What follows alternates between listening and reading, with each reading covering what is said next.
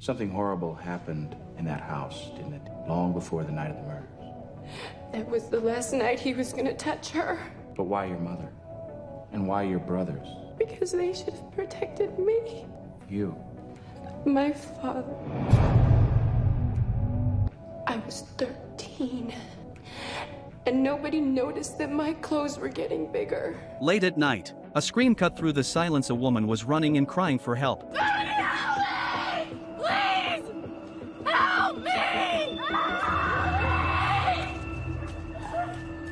Neighbors heard it and immediately called the police. Her name was Xiao Mei. A massacre had just happened in her home. Her father, mother, and 2 younger brothers were all killed. The only survivors were the eldest daughter, Xiao Mei, and her young sister, Brenda. Ji examined the scene. The father had been stabbed multiple times, with a wound on his neck so deep that bone was visible. The mother had her throat slit while sleeping, with no signs of a struggle. The older son was also killed in his sleep. The younger son woke up during the attack, leaving bloody handprints on the wall. Ji immediately requested more personnel from his superiors and ordered everyone in the forensics division to work through the night until they found the brutal killer. Xiao Mei's clothes were sent for testing, and she was trembling with fear. Her younger sister Brenda was only 7 years old, with blonde hair and fair skin, but her eyes were empty. Brenda was too traumatized to speak. After a long silence, she finally uttered a single word, buffalo.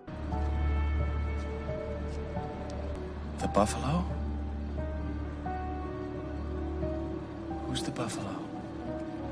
Ji continued examining the scene and found that a knife was missing from the kitchen. He suspected the killer was familiar with the layout. The next day, police found motorcycle tire tracks in the backyard. Sister C was in charge of analyzing bloodstains at the scene, and Nick found a cigarette butt in the garden. From the evidence, the first person killed was the mother. The father, awakened by the noise, tried to protect the younger daughter but was killed in the hallway. The killer had spared Xiao Mei and Brenda, which made Xiao Mei highly suspicious. During interrogation, she claimed she had hidden in a closet after hearing noises and saw nothing. When asked if she had a boyfriend, Xiao Mei admitted she had dated many, but when the name Buffalo was mentioned, her eyes darted away. Even more shocking, Xiao Mei's clothes had no blood on them at all, which defied common sense. The motorcycle tire tracks were traced to Xiao Mei's boyfriend, A Dai. The cigarette butt found at the scene matched A Dai's Indian cigars. Bloody clothes were found in his trash can. A Dai confessed to killing the family, claiming revenge because her parents opposed their relationship. But a lie detector test showed he was lying. Ji took a closer look at the buffalo necklace around the father's neck and asked Sarah to examine Brenda for injuries. Under UV light,